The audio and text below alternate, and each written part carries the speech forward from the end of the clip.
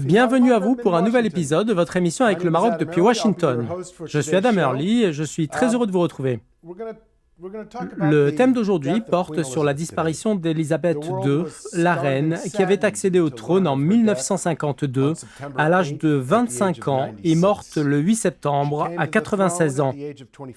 Monarque impassible, vénérée par le peuple britannique, chef des armées, gouverneur suprême de l'Église anglicane, elle a été l'interlocutrice de 15 premiers ministres britanniques et 14 présidents américains au cours de son règne. Suite à cette disparition, le prince Charles a été officiellement proclamé roi. Le nouveau souverain aura la délicate tâche d'assurer la pérennité de la monarchie britannique que la reine a si longtemps incarnée. Âgé de 73 ans, le roi Charles III a été l'héritier qui a attendu le plus longtemps pour accéder au trône britannique. Et son fils, le très populaire prince William, appelé à lui succéder, prend désormais le titre de prince de Galles. Cette succession s'accompagne de nombreux changements dans la vie des Britanniques, outre l'hymne national, les timbres, boîtes aux lettres et autres emblèmes royaux, pièces de monnaie et billets de banque verront le visage du roi Charles III remplacer celui de sa mère. Aux États-Unis, le président a rendu hommage à la reine Élisabeth II, saluant la stabilité et la constance qu'elle a apporté à la Grande-Bretagne. Dans l'épisode d'aujourd'hui, nous verrons ce que la mort de la reine Élisabeth II signifie pour la Grande-Bretagne, les États-Unis et le monde, en nous interrogeant sur les défis qui attendent le nouveau roi Charles III et sur l'évolution de l'image du trône britannique avec ce changement de règne. And what can other monarchs learn from Queen Elizabeth's example?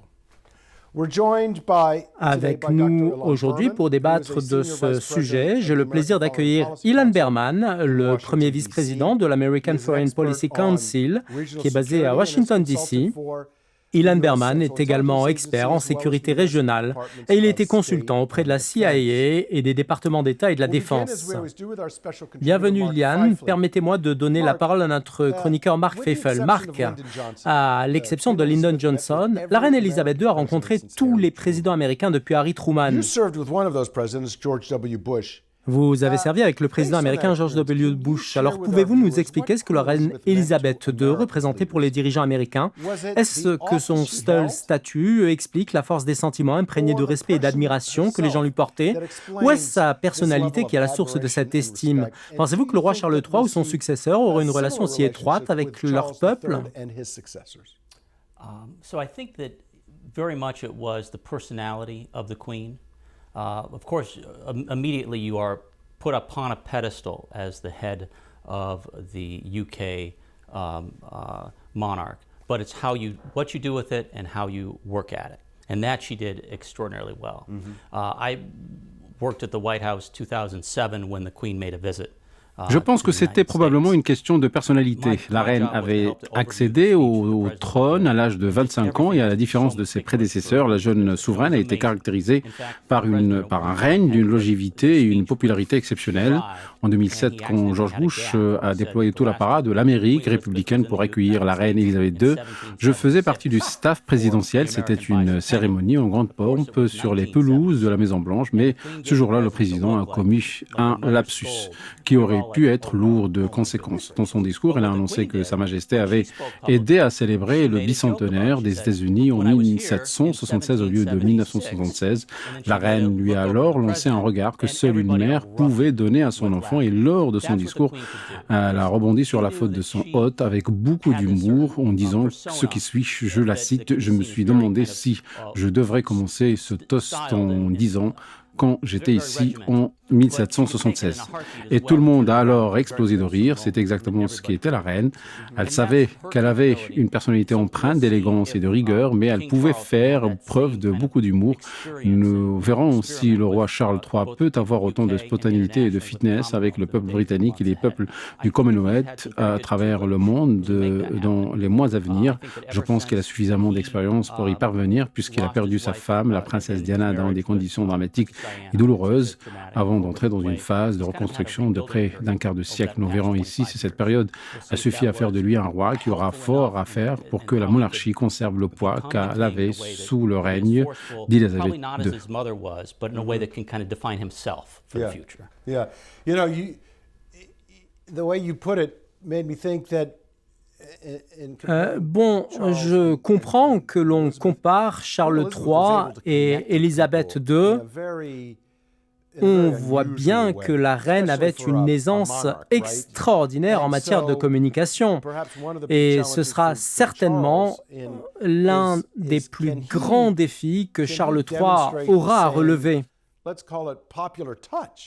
Comment pour lui gérer efficacement la communication avec son peuple? Royal. Right. And I think it's that, and then it's having that power of personality, which is the one thing that the monarch has. Yeah. They don't have any actual powers of sorts. It's that power of personality and persuasion that really kept many of the countries in the Commonwealth together. Je pense que cette compétence en matière de communication est essentielle pour la personnalité royale. La force de caractère et de persuasion de la reine ont permis d'assurer l'unité du Commonwealth et de le renforcer. La reine a également eu un impact positif sur la société britannique et la politique étrangère. Et si le roi Charles III parvient à préserver cette relation de proximité, ce sera une excellente chose pour la Grande-Bretagne. Right. Ilan, je ne peux pas m'empêcher ici de parler un peu de politique. Le long règne d'Élisabeth II a été ponctué par de très nombreuses visites officielles et voyages à travers le monde. La reine s'est rendue dans 120 pays, presque tous les pays avec lesquels la Grande-Bretagne a tissé des liens historiques. En 70 ans de règne, elle s'est rendue à peu près partout dans le monde, à l'exception d'Israël. Alors comment expliquez-vous cela? Et qu'est-ce que cela signifie pour les relations anglo-israéliennes?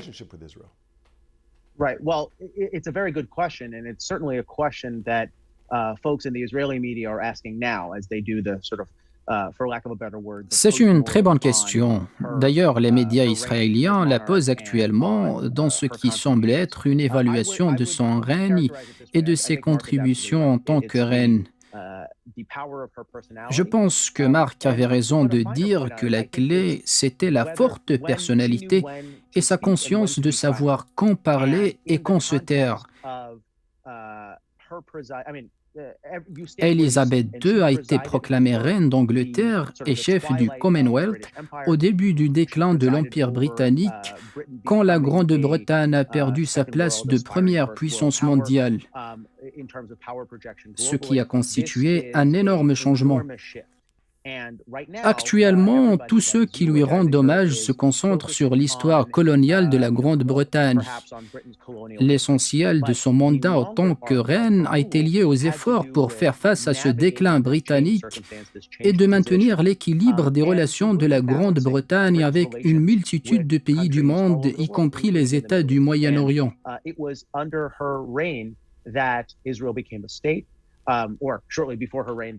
Il faut mentionner que l'État d'Israël a vu le jour 5 ans avant le début de son règne, et il était nécessaire pour elle d'équilibrer les relations de la Grande-Bretagne avec Israël et le reste du Moyen-Orient. Ensuite, il y avait d'autres facteurs politiques. À cet égard, un ancien membre de la Chambre des Lords a déclaré dans une interview que la reine voulait se rendre en Israël, mais le Bureau des Affaires étrangères et certains membres du Commonwealth lui avaient conseillé de s'abstenir. Et cela nous amène à un point important, à savoir l'équilibre diplomatique dont elle a dû faire preuve d'une manière admirable. Et comme l'a dit Marc, nous devons attendre de voir si le roi Charles III suivra le même chemin que sa mère. Ilan, vous avez évoqué ici quelques points importants que j'aimerais approfondir. Marc a fait référence à la question du Commonwealth. Un certain nombre d'anciennes colonies britanniques reconnaissent encore le détenteur de la couronne comme chef de l'État. Lorsque la souveraine a accédé au trône en 1952, la Grande-Bretagne était encore la première puissance coloniale. Aujourd'hui, 70 ans plus tard, nous avons une autre perception de cette page historique et certaines des anciennes colonies britanniques ont organisé des référendums sur la question de savoir si le roi d'Angleterre devait continuer à être leur chef d'État, notamment l'Australie, la Jamaïque et Antigua. Quant à la Barbade, il y a un an, elle s'est officiellement affranchie de la couronne et est devenue la plus jeune république au monde. En fait, l'un des facteurs qui ont maintenu la relation de nombreux pays avec la Grande-Bretagne est, comme nous l'avons dit, la personnalité de la reine elle-même. Alors maintenant que la reine Élisabeth II n'est plus là, pensez-vous que la monarchie britannique risque de perdre un peu de sa popularité, notamment dans ses anciennes colonies? Je pense que c'est fortement possible. Le roi Charles III a clairement indiqué qu'il avait des priorités bien définies et une partie du charme de la reine est qu'elle a toujours été impartiale, en œuvrant pour unifier les opinions et en évitant toute forme de division sans jamais prendre de position ferme pour ou contre un sujet clivant. Elle a maintenu une position de neutralité vis-à-vis de chaque citoyen britannique. En revanche, le roi Charles III a toujours été plus catégorique sur ce qu'il pense. Par exemple, le souverain britannique n'a jamais caché être un fervent défenseur de l'environnement. Le nouveau roi Charles III est un écologiste convaincu qui milite depuis longtemps pour la protection de la nature, pour une agriculture biologique et la lutte contre le changement climatique, un engagement qui pourrait séduire les pays occidentaux, ce qui rapproche le nouveau monarque de l'Europe. Mais un tel dossier, ça peut aussi éloigner le Royaume-Uni de la Chine. Je crois que toutes les anciennes colonies garderont un œil attentif sur la situation. D'ailleurs, les premiers jours de son règne sont scrutés avec beaucoup d'attention et les fondations qu'il établit détermineront s'il s'élèvera au-dessus de la mêlée ou s'il tombera dans le piège de la politique partisane. Désormais, la politique britannique entre dans une phase décisive. Bien évidemment, nous devons souligner ici qu'il est trop tôt pour porter des jugements. En effet, le roi Charles III a clairement indiqué qu'il s'engageait lui aussi solennellement, comme la reine l'a fait avec un dévouement inébranlable, à servir avec loyauté, respect et amour tous les Britanniques. Nous devons donc attendre et voir comment les choses vont se passer. Nous allons maintenant faire une courte pause avant de nous retrouver pour parler du rôle des monarchies, non seulement en Grande-Bretagne, mais aussi ailleurs dans le monde. Nous verrons ce qui les distingue et comment elles contribuent au bien-être des nations. Restez avec nous.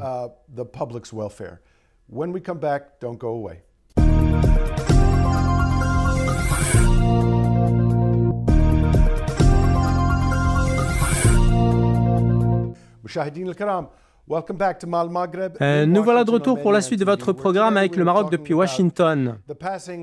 Notre discussion porte aujourd'hui sur la disparition de la reine Élisabeth II et sur les attentes concernant la monarchie en Grande-Bretagne et dans le monde.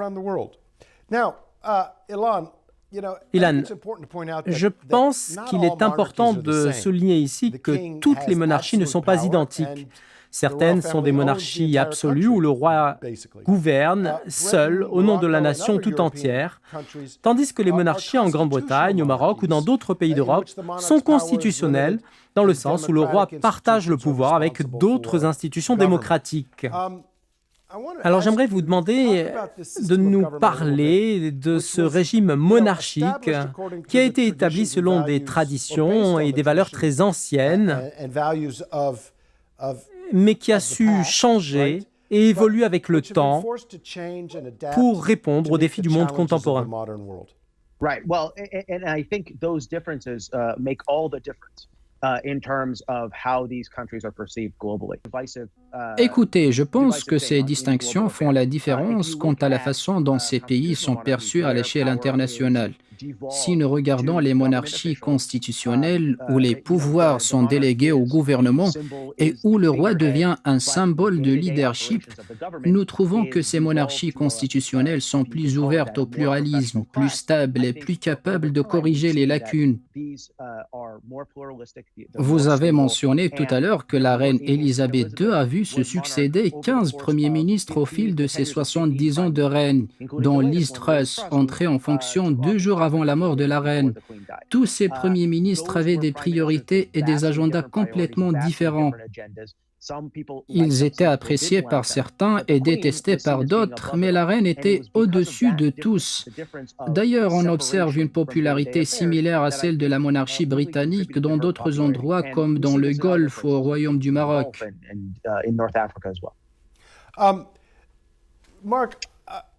Marc, je voudrais soulever avec vous 2 points.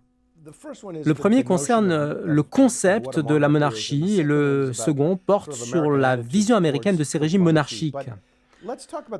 Parlons d'abord du rôle des monarchies dans la stabilisation des sociétés. L'ancien Premier ministre britannique Boris Johnson a abordé quelque chose de très intéressant à ce sujet dans un discours devant le Parlement britannique. Étonnamment, ces paroles pourraient s'appliquer à de nombreuses autres monarchies, dont celle du Maroc. À ce propos, permettez-moi de citer un extrait de son discours. Je le cite.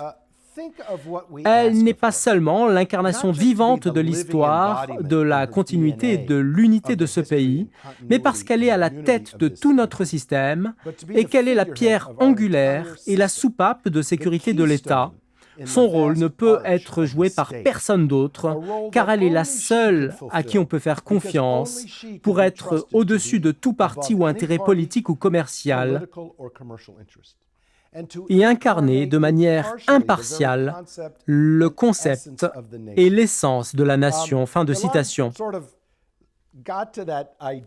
Cette déclaration est pour moi la meilleure définition du rôle d'un roi ou d'une reine. Qu'en pensez-vous? I think that's exactly right. I think former Prime Minister Johnson hit it on the nose. He's a very articulate man while he was there. And the way that he rose to power was being for Brexit, which was very divisive within the international community and, of course, within the UK. So, whereas the Queen and the monarch stayed away from that issue and allowed the political discourse to happen and their own viability to continue, C'est exactement ce que je pense. Boris Johnson a obtenu le pouvoir sur le slogan « Faire le Brexit », c'est-à-dire la sécession avec l'Europe, un slogan qui a créé une scission dans l'opinion publique internationale et au sein même de la Grande-Bretagne, alors que la monarchie à travers la reine est restée éloignée de ces clivages et a toujours laissé le débat se poursuivre dans l'arène politique, ce qui s'est d'ailleurs toujours produit au fil des générations. Cela a renforcé le statut de la reine et la pérennité de la monarchie. C'est une question primordiale pour les monarchies dans les sociétés démocratiques en s'élevant au-dessus de ces différences et en laissant les acteurs politiques gérer les conflits. La reine Élisabeth II restait un élément central du système politique, mais se tenait loin des affaires du quotidien qui étaient laissées aux politiciens, peu importe leur étiquette. La monarchie était au-dessus de tout ça afin de préserver son image. Parlons maintenant un peu du Maroc. La dynastie alawite est, c'est un fait historique, plus ancienne que la dynastie des Windsor au Royaume-Uni. Si on se plonge dans cette profondeur historique, on constate qu'en dépit de tous les bouleversements qu'a connus le Maroc, certaines choses restent intangibles et immuables. Alors, quel est le secret de la longévité de cette monarchie? Cette question s'adresse à vous deux. Je commence par vous, Marc, puis je donnerai la parole à Ilan. Having the finger on the pulse of the people is really the most important thing, and not to get drug into the day-to-day media challenges of what's being talked about, either what the current hearings are in Parliament, or what the current news is coming out of from the societal pages, or from. Écoutez, le secret est d'avoir la capacité d'interagir et de sentir le pouls de la rue. C'est le plus important, de même s'abstenir de s'impliquer quotidiennement dans les débats parlementaires, les informations qui circulent dans les médias ou les conflits idéologiques entre les institutions médiatiques, ce qui garantit le rôle de la monarchie et assure la continuité et le progrès positif des futures générations. Ilan, je vais vous poser la même question, mais sous un angle différent. Nous avons bien vu que le roi est au-dessus de la politique politicienne. Le monarque est le représentant de tous les individus, les groupes, les religions et les ethnies de la société. Cela s'applique pleinement au Maroc et à la Grande-Bretagne. Alors, vu sous cet angle, qu'est-ce qui explique la longévité de ces deux dynasties ? Je pense que ce que Marc a dit est tout à fait correct. Cela dépend du fait que le roi soit à l'écoute de son peuple. De ce fait, les citoyens le voient comme celui qui les représente de la façon la plus authentique. Permettez-moi d'ajouter un autre élément par lequel le roi assure la pérennité de son règne, à savoir le fait d'avoir une vision stratégique pour une économie du bien-être, une stabilité politique et la construction d'un pays à fort potentiel de développement. Tous ces éléments sont des exigences de base pour que l'État se sente en sécurité. Dans un pays comme le Royaume-Uni ou bien le Royaume du Maroc, on constate que le roi a une vision perspicace qui va dans le sens de l'histoire et reflète les aspirations du peuple. Par conséquent, il y a une énorme légitimité accordée par le peuple au roi et cela assure la stabilité ainsi que la prospérité. Tout cela est très intéressant. En fait, nous avons parlé de la façon dont la monarchie se place au-dessus des partis et des groupes. En même temps, au Maroc et en Grande-Bretagne, le roi est aussi le chef des institutions religieuses. Au Maroc, le roi est le commandeur des croyants. Et en Grande-Bretagne, le roi est étroitement lié à l'Église anglicane. Pourriez-vous nous éclairer sur ce pouvoir spirituel qui va de pair avec le pouvoir temporel dont le roi est le détenteur ?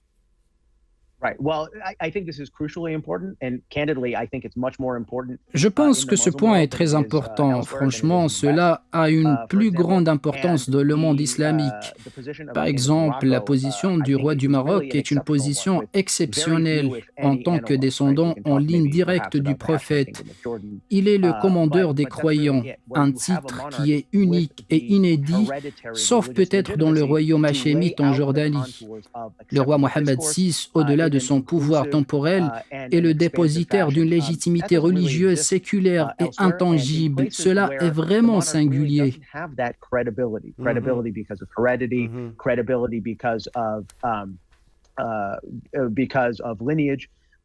En revanche, dans les pays où le chef de l'État n'a pas une telle légitimité, vous trouverez des dirigeants qui ont trébuché à cause de leur généalogie. Et là, je cite en particulier le président tunisien Zine El Abidine Ben Ali, qui a toujours mené une politique de containment religieux parce que lui manquait la crédibilité nécessaire, ce qui a conduit à la création d'une opposition à son encontre. Dans le monde islamique, la légitimité des monarchies est liée à la religion, ce qui est d'une importance primordiale. Vous avez évoqué un point très important, à savoir la gouvernance efficace du roi ou de la reine, qui s'accompagne d'un devoir de loyauté et d'honnêteté envers le peuple. Il y a là la question de l'adaptation qui est au centre de notre réflexion. Il s'agit de préserver les traditions du passé et en même temps de s'adapter aux exigences du présent, un exercice difficile que certains royaumes, comme la Grande-Bretagne, le Maroc et le Bahreïn, que je connais bien, ont réussi. Mais il y a certainement des conditions auxquelles le roi ou la reine doivent se soumettre pour atteindre cet équilibre. Alors, quelle est la place du facteur humain dans cette affaire? Dans quelle mesure la personnalité du roi ou de la reine est-elle importante pour garantir la pérennité de ce régime? Well, I think that's crucially important. I think the personality of the monarch, the temperament of the monarch, the confidence of the monarch becomes enormously important because there is and we see it the world over. Je pense que cela revêt une importance très grande, car la personnalité, le style, la vision et la confiance du roi en lui-même sont des facteurs d'une importance primordiale. Bien évidemment, le roi doit avoir confiance en lui afin de pouvoir diriger les affaires de la politique à long terme avec une certaine souplesse, mais aussi avec fermeté, autrement dit avec une main de fer dans un gant de velours. Et c'est franchement ce qui distingue les rois. C'est quelque chose qui découle franchement principalement de la personnalité du roi.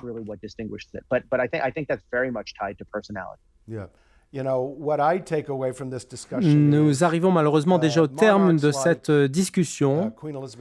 Pour conclure sur notre réflexion d'aujourd'hui, je dirais que des monarques comme la reine Élisabeth et le roi Mohammed VI sont des personnalités singulières et rares, car il n'est pas facile pour un roi ou une reine de maintenir cet équilibre pour représenter et servir le pays sans violer les protocoles du régime monarchique.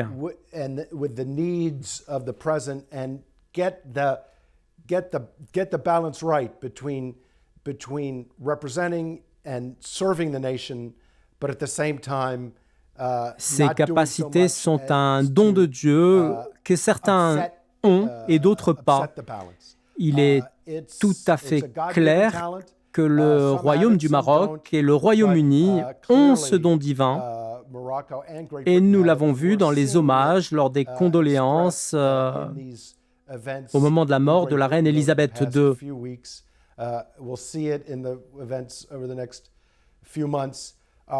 Au nom de toute l'équipe de cette émission et au nom de la chaîne Médien TV, je tiens à présenter mes plus sincères condoléances au peuple britannique pour la perte de cette grande reine qui était la reine Élisabeth II, qui aura marqué son temps. Je remercie notre invité Ilan Berman, merci également à notre chroniqueur Mark Feifel, merci à vous pour votre attention et rendez-vous la semaine prochaine. À très bientôt.